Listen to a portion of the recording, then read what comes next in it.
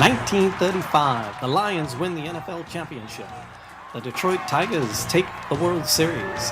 The Red Wings bring home Lord Stanley's Cup. Joe Louis begins his rise to world domination.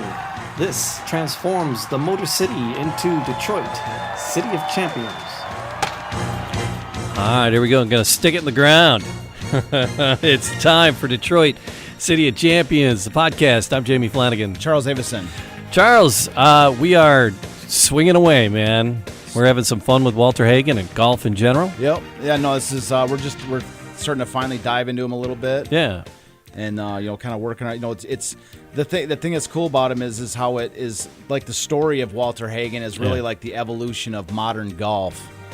That's where we've already touched on a little bit of like Mary Queen of Scots playing golf and talked about Walter Hagen, the caddy, and now we're plowing right ahead into the greatest game ever played. So I was like in Florida, which is Mecca for golf, right? Totally. And I was reading some, just coffee table book, and Mary Queen of Scots, the word caddy comes into play because she was in France. She became queen when she was like 1 or something. Yeah.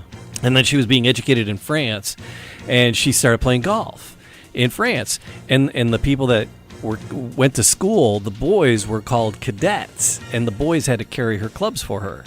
And that cadets became caddies. I can see that. That's where caddies. I can totally see it. That is one of the stories. Yeah.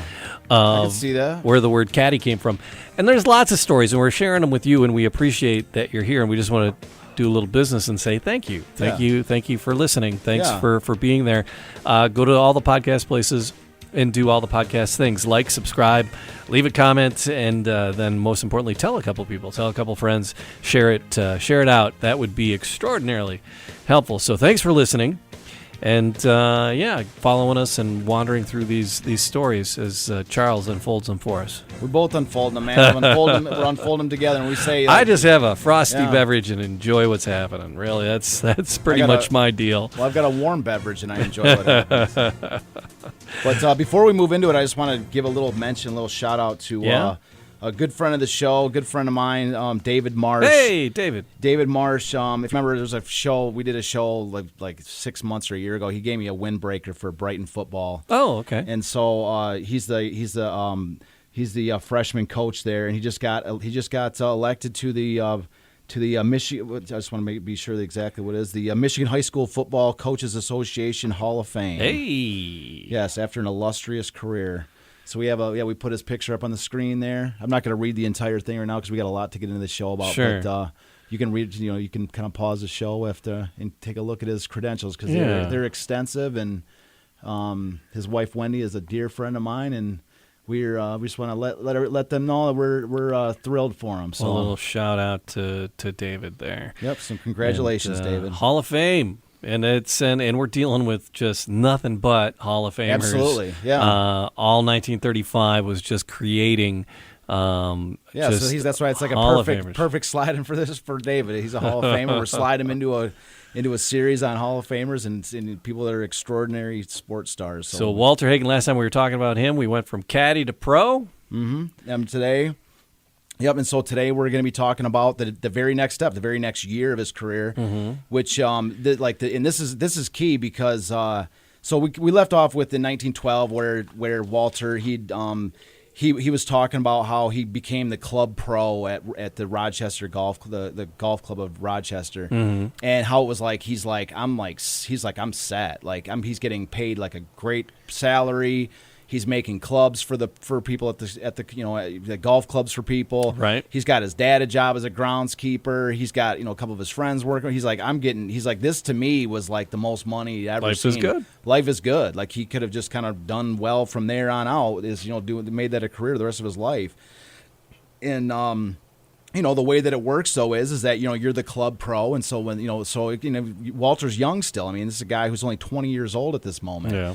And so he wants to go to compete. He's an athlete. We've talked about a little bit how he was getting very, very good at baseball. His team's winning like the Rochester City Championship like 2 years in a row. He's already he played in the Canadian Canadian Open. It was his first professional tournament in the previous year. Right. He finished I think it was 15th, so he didn't. He was basically a no-name finisher in the tournament. But he had his first tournament under his belt, and now in 1913, which we're going to start today, he plays in his second professional tournament. In this, the reason why this is so special, we actually have the title of the show for episode 68 here as the greatest game ever played. Yeah. Because that's what this game is called. There's a Disney movie called The Greatest Game Ever Played, starring Shia LaBeouf. And have you seen it? Yeah. Yeah. You just said that with a little hesitation. No, I got a whole story. Okay. Go ahead. Well, I want to hear it. Don't let us forget. All right. I want to hear your story because you're giggling like a little school kid over there. No, because when the movie came out, Shia LaBeouf came to town, and I got to sit down with him. Really? With some of my student journalists. Yeah. So there was one kid from Oakland University, 2 kids from Wayne State University, and then my 3 journalism students. Really? And we were at a room in the Townsend Hotel. And we sat around a table just talking with Shia. Oh, really? And, that's cool. Yeah. Was he in town for that movie? Yeah, and he was there. He was publicizing that movie. Oh, really? That's cool. Yeah, and I was looking because I got a picture of my 3 kids with him. I took some pictures while the interview was going on, and they're not on this computer, but I found the clip. Well, you got to get that stuff. There's the clip. Okay. Of him sitting there at the table talking to the kids and. So, but that's it was awesome. cool. You got your that's awesome, man. Yeah. That is a nice little tie-in. Yeah. So, but it was great because he was there and he was talking about the movie, and it's like, so did you guys, how much practice did you do? How'd you learn the game? How much golf did you actually play? And he stops and he looks. He's like, we're not making fucking Bagger Vance here. Well, it kind of is. I'm like, no, but you're bagging on. He was bagging on Will Smith. They really didn't play real golf. Oh, I got in Bagger Vance. Okay. They were faking it out. These guys actually learned the golf and played it for the thing. I got and they faked it out. And I'm like, man, damn, he's gonna get smacked by Will Smith. Damn, oh damn, yeah. that was the funniest thing. Yeah. My kids are like, can we quote him on that? I'm like, no, you can't use the F. Put him in the school paper. Can't use the F bomb school in the assignments. Yeah. So they dropped the F bomb. They used that quote without the F bomb. Oh, did they? In the school paper? Yeah. Yeah. So that's awesome. That's a fantastic. So yeah, I got to hang out with him when the movie came out. Well, so the movie, so you have seen the movie then? I have seen the movie. And if anybody has not seen the movie, it's a fantastic movie. In fact, it's actually been a couple years, and I was like going this morning. I was like, hey, maybe I should watch this movie before the show today. And I'm like, I just kind of ran out of time. I was putting the notes together, and I'm like, so I'm probably going to watch it tonight when I go home because it actually is a really good movie. And I was looking at it just to kind of. I was looking at some of the things talking about the historical accuracy of it, and it's actually dead on. There's only a couple of small things that are, that they took a little bit, that they twisted liberties a little bit, liberties. But otherwise, it's, from everything I saw, it's actually very, especially when you're comparing the facts that we're talking about today. It's pretty spot on. So, and it just gives you kind of an insight into the to the world of golf in this era that we're playing in. So, highly recommend give it a shot because give it it's a Disney movie. So if you got Disney Bagger Plus. Vance is a fun movie too. It's a great movie. I love it. It's a fun movie. Walter Hagen's in that. Yes. Well, the guy the guy who plays Walter Hagen. So it's cool to see him in the way that they portray him. Yep. So that's but I don't think Walter Hagen was in this one. Yeah. Oh yeah. I don't remember him. I looked at the cast and it didn't show anybody playing Walter Hagen in it because I haven't seen it in a while. All right. But I don't remember him being in this movie. I thought he was in the movie, but then when I looked at the cast, he's not mentioned. There's nobody that's mentioned as playing Walter Hagen. Okay. So, and I think that when I originally watched it, he's shown at the end on the score list on the list, but he is not shown as anywhere near even a minor character. They didn't put him in. So, anyways, while you're looking that up, to confirm or disprove that, just to give, I would just want to kind of give, because what I want to do for the show is I want to just go through the events real quick, because this is, this is an important signature moment in golfing history. This match at Brookline, Massachusetts in 1913 was absolutely massive for golf. It's essential for the storyline of the narrative of the overall story of the rise of Walter Hagen, and also Walter Hagen was there, but he was a major part of it. He finished in the technically fourth. But he was in the mix until the very last handful of holes. And so what's kind of a rare opportunity here, not just to introduce the story, but I want to kind of do an overall view of the story itself, and then I want to dive into the book because Walter Hagen's got an entire chapter titled Brookline 1913. Yeah. And so this is a perspective from Walter Hagen talking about this tournament. Yeah. And so I spent a while today just really summarizing. I'm just going to read straight out of the book, but I think I did a pretty good job of slicing it down to the sort of essentials. I would have laid money that the Walter Hagen character was in this I would have movie. too. That's what I'm saying. I wanted to say that this is the guy that played Walter Hagen in this movie, but that's what I'm saying. I don't think I looked at the cast. I'm like, damn, he was in it. No, it's not coming that's up. one of the reasons I wanted to watch it again to see, who was, how Walter Hagen was portrayed. We must just be mixing our metaphors with the Bagger Vance and that because he was definitely very Vance. Heavy. Massively, yeah. So the American metaphors. the American golfer there is an American golfer who's like the sort of a rival with the main character is Francis Ouimet. Yeah, and then there's like an American golfer who's like sort of his rival, he's actually Johnny McDermott. Right. And so it's not Walter Hagen. Johnny McDermott. So there's like sort of a few central characters of the story. Yeah. You've got Johnny McDermott, who is the background on the tournament a little bit. So this was a huge deal. This wasn't just some random, this was the U.S. Open. This was a major tournament. Yeah. And this is a major tournament, and it was at Brookline, Massachusetts. But golf was starting to, golf was really trying to stretch its legs. It was really trying to flex its muscle a little bit and to say, we're an emerging sport like, baseball. This is the golden era. This is the, this early era of baseball with like Ty Cobb. This is contemporary with Ty Cobb's heyday. This is you're talking about 1913. Mm-hmm. This is even a little bit before Babe Ruth and that. I mean, this is like this sort of golden era of sports. And the American professional sport is really starting to rise. And this was golf kind of looked at this as an opportunity again to sort of flex its muscle and to sort of join this emerging, the ranks of sport. And so they wanted to go all out for this. And so to do that, they brought in I don't think they paid for them to come in, but they are able to at least attract the two biggest name golfers in the world at the time, which were the two British golfers, one named Harry Vardon and the other is Ted Ray. And both of these two are like just the biggest names in the world of golf. I mean, if you look online, you see like sports cards and like tobacco cards with their images on it. These were major names, and they were Brit, and because they were both British, they were like really top of the heap when it came to, it kind of gave Britain. Britain had sort of been known as like the hub for golf. Like this is where the best golfers came from. Like America was like sort of like, they were just second class citizens in the world of golf. Yeah, we had the major, we had U.S. Open, but. It was golf was just it wasn't really I don't want to say it wasn't big, but it and the people that liked it was big, but the British were known as like the superior golfers overall, superior tournaments, superior golfers. That's the sort of area it was. So the fact that these two British stars are coming over to golf at this specific tournament was a big deal. And so just a little credentials of each. Harry Vardon had won the U.S. Open in 1900. And then he'd also won 5, they call it the Open, which is really the British Open. He'd won 5 British Open championships and 1 U.S. Open. So this guy's a stud. Yeah. And then Ted Ray had won the previous British Open in 1912, like the very previous year he'd won that. And then so Johnny McDermott, who's really the biggest American professional. He was the first American player to win to win his own U.S. Open.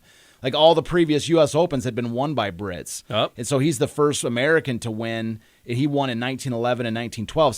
So the two previous Open tournaments in America, in U.S. Open, championships both went to Johnny McDermott. Okay. So entering this tournament, you've got Johnny McDermott, who is the American rep, who's won the previous 2 U.S. Opens, and then you've got 2 British superstars coming in. To play, to be part of this, to challenge Johnny McDermott for the U.S. Open, and it's at this point where where Francis Ouimet comes in because he's an amateur. And so golf, as we're talking about here, about how these people that were like the kind of old school guys, they wanted these amateurs. They almost wanted these amateurs to be superior because it would prove like the gentlemanliness, that like kind of gentlemanliness trumps like the mercenary. A paid player is not as good as somebody that plays it for the love of the game. So they wanted a guy who was going to be good that could potentially give these guys a run. And therefore kind of demonstrate that amateurism is like still like an underappreciated virtue, and so Francis Ouimet, he was sort of he actually wasn't, he had won a tournament earlier in that year. He won the Massachusetts Amateur Championship, but overall, from what I've seen, he wasn't particularly interested in doing this. He felt like he was sort of overmatched going against these professionals and these biggest names that there was. But the president of the U.S. Golf Association specifically went to him and said, because usually you have to like kind of write in and to get a slot in the tournament, but he actually went to him and said like, look, man, we want you to be here at this tournament. You got to represent us, man. Yeah, you got to represent the golf, but the same thing was that Francis Ouimet, kind of like where Walter Hagen was a caddy for the Rochester Country Club and lived across the street, Francis Ouimet was the caddy for this particular Brookline course, and he lived across the street, so he had a very similar background as Walter Hagen, and so his super special, his super secret weapon was the fact that he knew this course better than anyone else out there. So everybody's like, oh, he had no chance. But when you've played that course like 1,000 times, you got a little bit of a chance. Yeah, you got a little bit of an advantage. Every bump and bumble, exactly.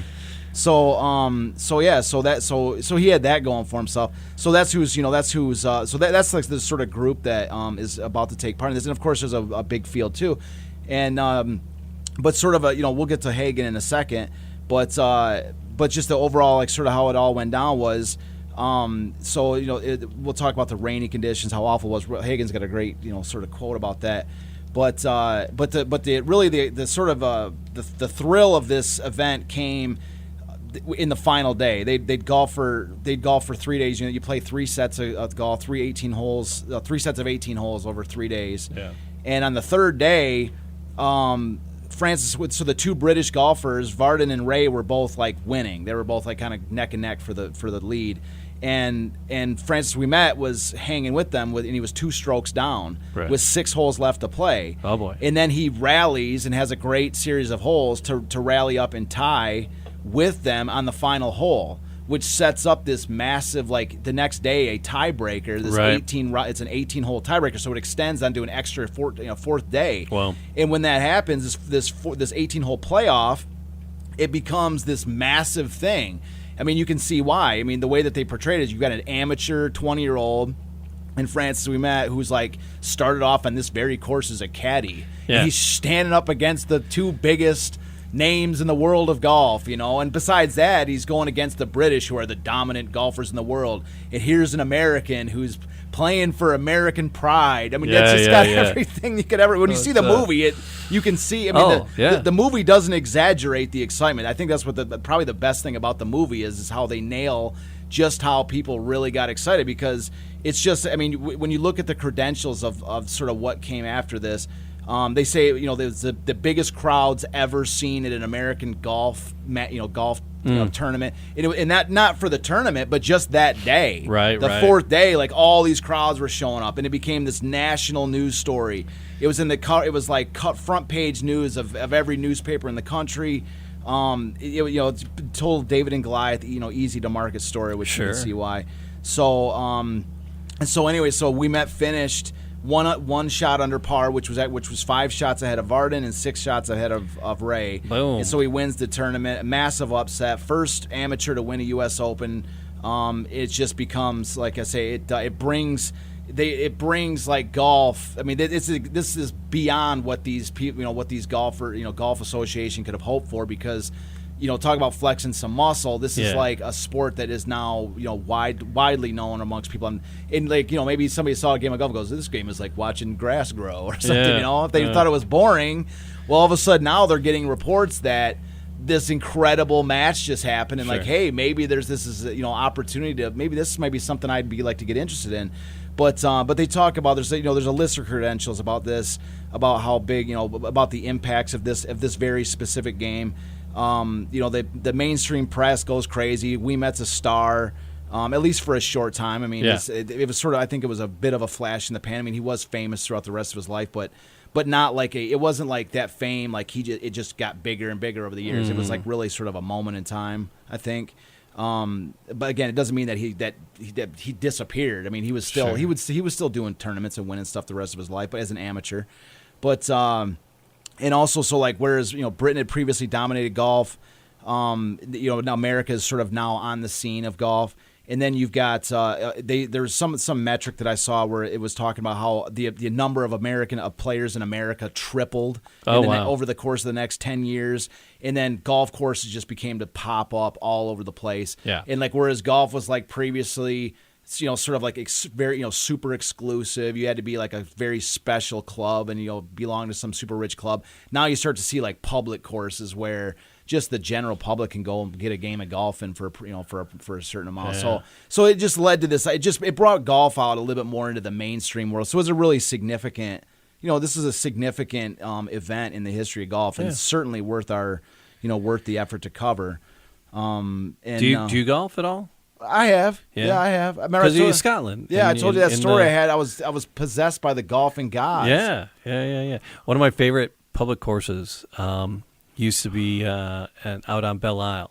They had a little par 3, a small little golf course. All right, I didn't even know you golfed. Yeah. Really? Yeah. That's where my dad got his first hole-in-one. Really? On the Belle Isle.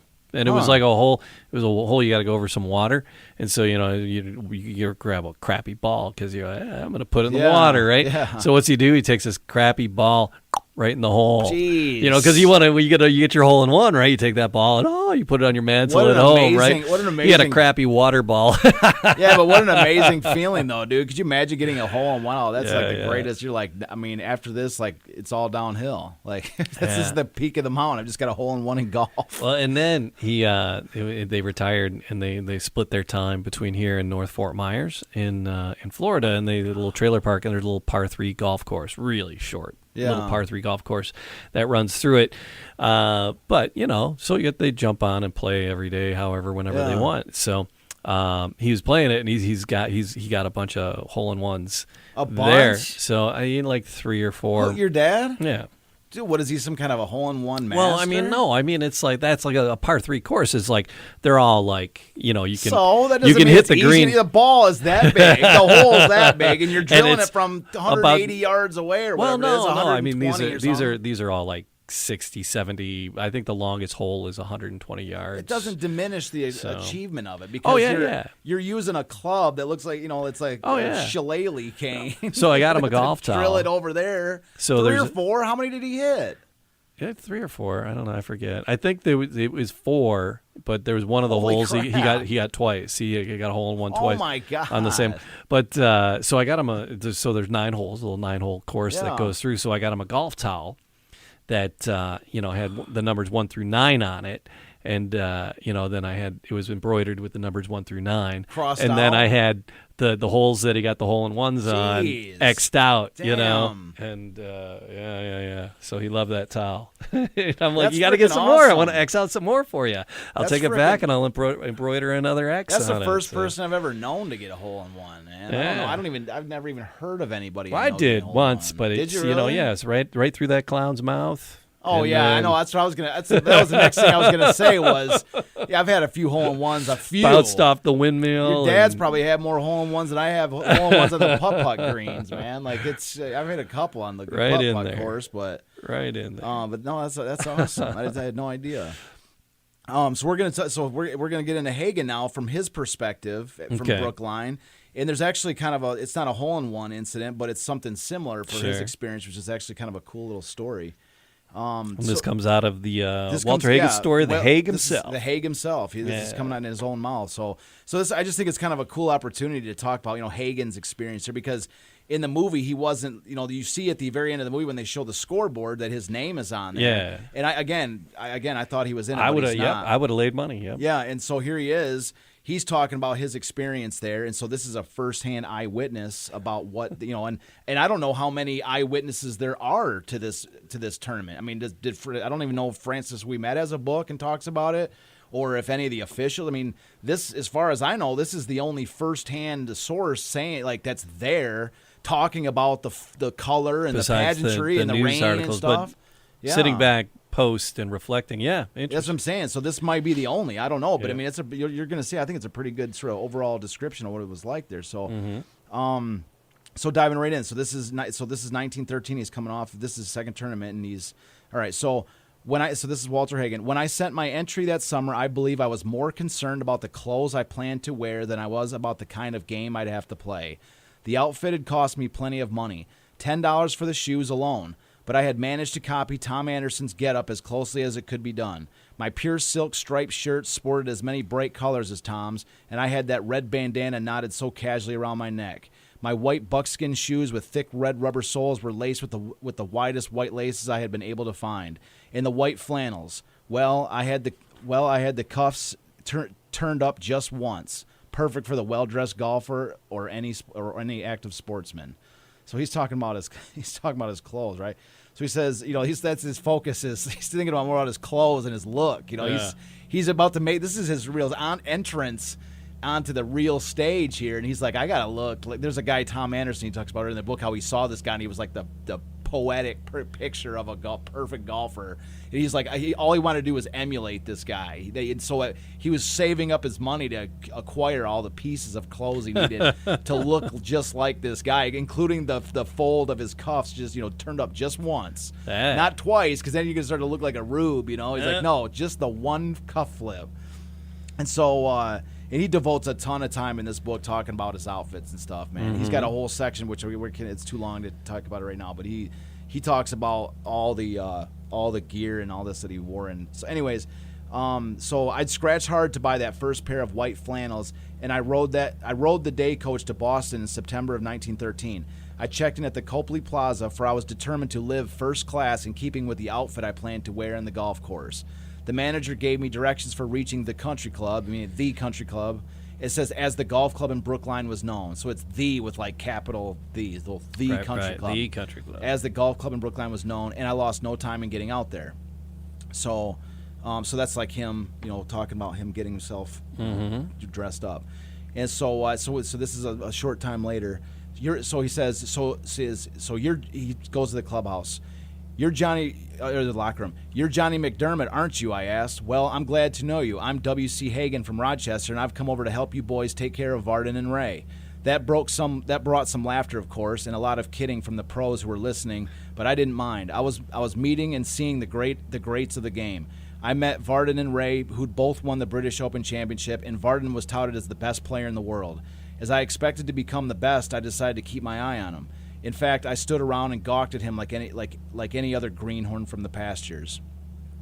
So that's him sort of meeting these players. So that's him talking about Ray and McDermott and Varden. So now he's going to talk about Francis Ouimet. So I heard a little about Francis Ouimet in the locker room. The pros were not permitted in the clubhouse proper, which must have made Varden and Ray feel right at home. But Ouimet, who had won amateur tournaments around the state, was admitted and welcomed to the clubhouse. He was a popular young fellow of 19 and had a big following. However, since he was so young and an ex-caddy like me, few figured he could beat the top pros in either the American or the foreign group. Nobody gave me a tumble. I had no background other than my entry in the Canadian Open of the year before, and that rated me no consideration as a contender. But in the end, Francis Ouimet and I carried the fight for America, and he won. Francis Ouimet made golfing history that day and became a national sports hero. He put golf on the front pages of the newspapers, and in the roar of the crowds for the great golf he played in the Open that year, all sidelights were forgotten. But I was in that championship tournament too, and while I failed, I was there right up to the 14th hole of the final round.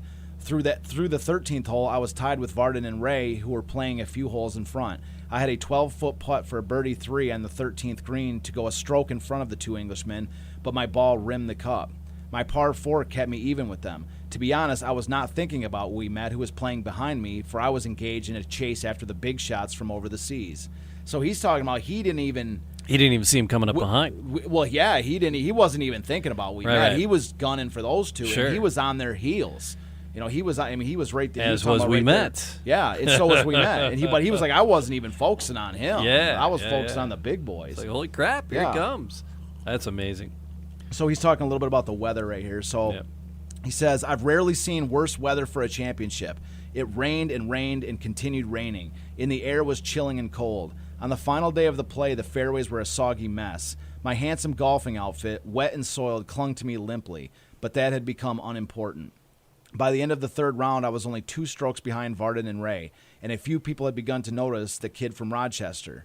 And so, so that's like the weather and where he's, how he's getting there. Mm-hmm.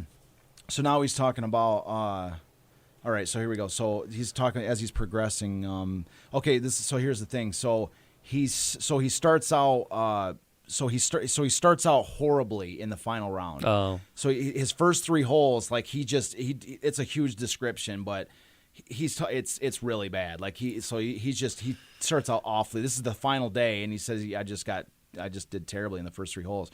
So anyways, I'm not easily rattled, but I certainly felt that way while I was making a 7 at the 3rd hole in the final round of the National Open and watching my chances fade away. That'll do it. Yes. I wondered what they'd think of me back home. I was really discouraged, but I couldn't give up, for here I was in the biggest event of my life to date, and I had to continue to give it all I had.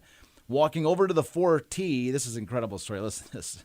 Walking over to the 4th tee, I began thinking about Harry Varden's stance and swing. I needed a miracle. At the tee, I took what I thought was the correct Varden posture, and after 3 practice swings, I hit a beautifully straight drive. But this 4th hole at the country club provides a blind second shot. It only requires a 5-iron off a good drive to get home, but the green is concealed by a hillock. I remembered walking up to take an observation of the ground. That was really optimistic for a guy who had blown wide open in the last 3 holes. I looked the ground over and happened to see a boy running out of the woods behind the green. I went back, took my 5-iron, and hit what I figured was a fine shot. I was sure it landed on the green and was wondering if I were close enough to hole a putt for a birdie. When I walked to where I could see the green, however, my ball was not in sight. I had a hunch that the boy I'd seen running out of the woods had picked it up. I yelled at him far down the fairway and sent my caddy after him with orders to search him. Meantime, I went hunting through the rough. Oh, no. Then my playing partner thought to look in the hole, and there was my ball nestled real snug-like. I had scored a deuce. I figured right then that the 2 would take care of the 7 on the previous hole. Yeah. So now he's right back in it. He's back in it. He didn't even know he'd hold it. So, where the hell's my ball? Get that kid. Get that kid. He searched the kid. He's like looking everywhere except for in the hole. Got him by his ankle, shaking yeah, so him. he's like, so my assistant, had the bright idea to look in the hole, and there it man. is. Yeah, that's fantastic. Yeah, so after the deuce came a birdie 3 at the 5th. And then at the next hole, a drive and a pitch, my drive was perfect. The second I hit a bit too firmly, and the ball hit a flag. And then so look at this.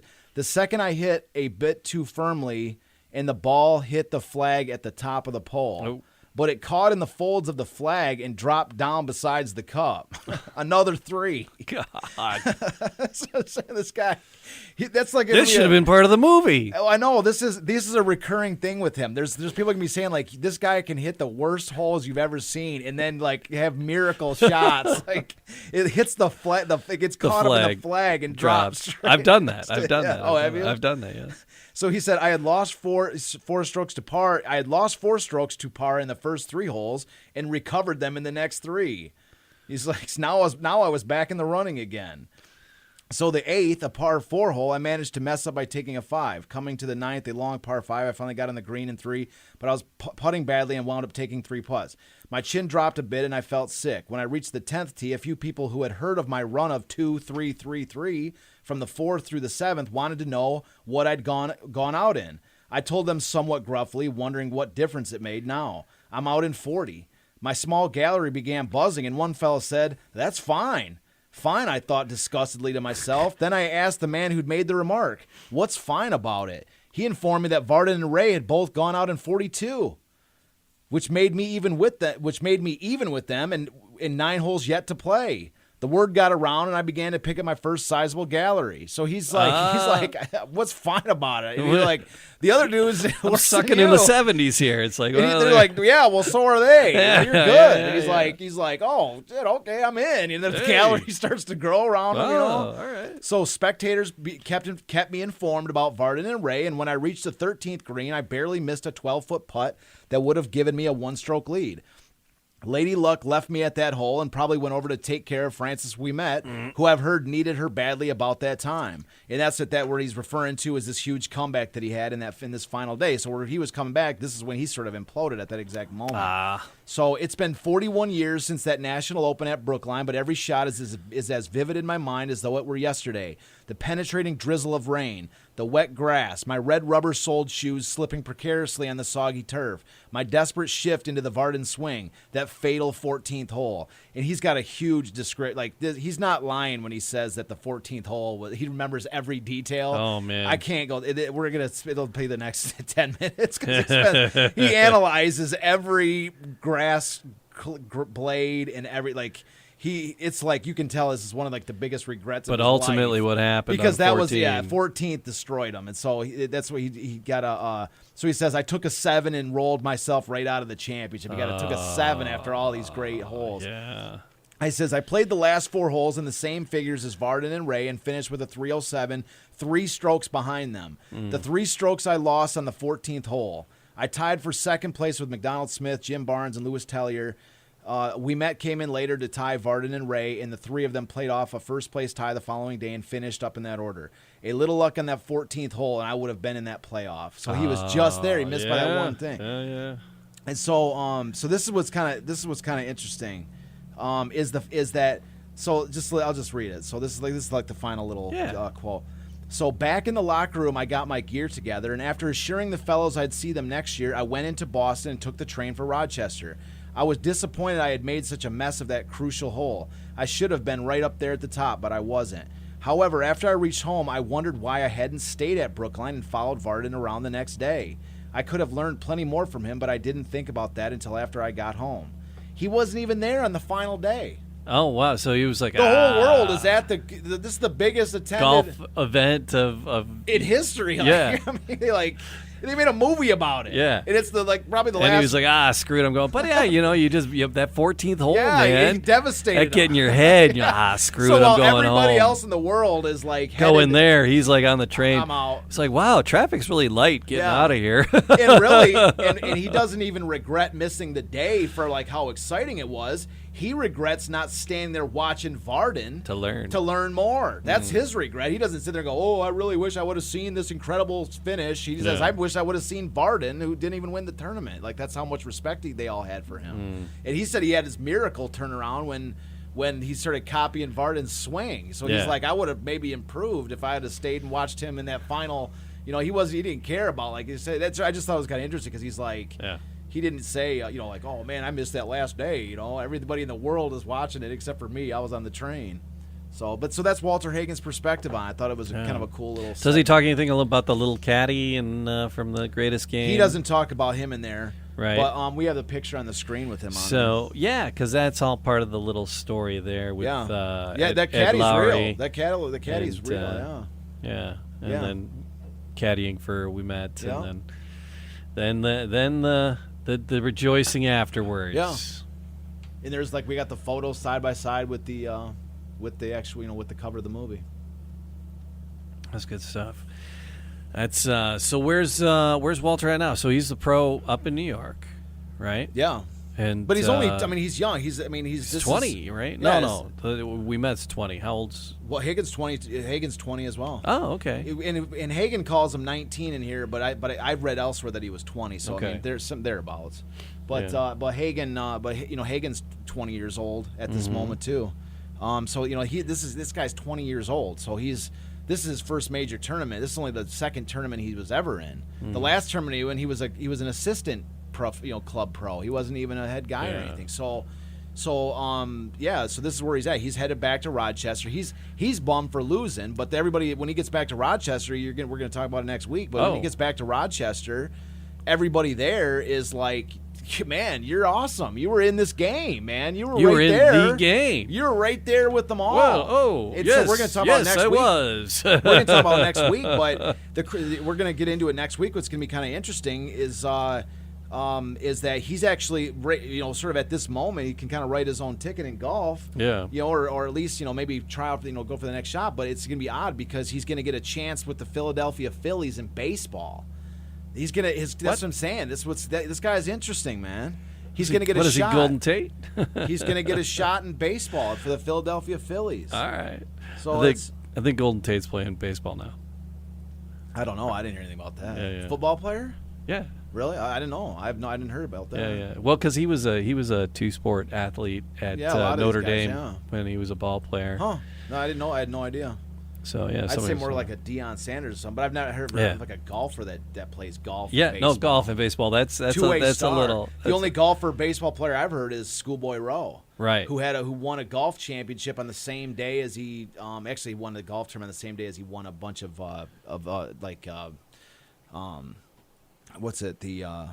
track and field events. So he won a bunch, but he was a baseball player at the same time he was golfing. He was I don't think we state did enough time on Schoolboy Rowe. No, we didn't, dude. We need to do way more shows on him. So we got to get back to our Tigers roster. Don't even get me started on Schoolboy Rowe. This show is going to go an hour and a half. I'm going to be like from El Dorado. There's one of my favorite quotes of Schoolboy Rowe. You'll hear some say that this person is worth their weight in gold, and they're like, if that were true, then Schoolboy Rowe would be worth $100,000 or like 50. Maybe as they said $50,000. He goes, a paltry $50,000 for Schoolboy Rowe? I think not. Like that's what the quote starts out saying. They're like, we wouldn't trade him for $50,000. It'd be like $500,000. He's like, so Schoolboy is worth more than his weight in gold. But anyways, no, but that's like the only person I've heard that's like a two sport, golf and baseball star. Yeah. But anyways, yeah, so Hagen next week's we're just going to talk about his opportunity with the Phillies. Well, and if you want to catch that episode, here's the best way to do it. Like, subscribe. Yeah, like, subscribe. Leave a comment. Yeah. Do all those podcast things in all the podcast places. Like, subscribe, tell your friends. Yeah. Click on the button. Yeah, click the button. And then the biggest thing is, besides subscribe, is if you select the alert button on your subscription tab, it'll alert you when we go live. Yeah. You'll know exactly we do. when we're live. We do these relatively live, relatively the same time, depending on work and how life gets in the way. No, yeah, we try. I think we do pretty. We might good. be shifting back to Tuesdays. I don't know. We can try it out. So, yeah.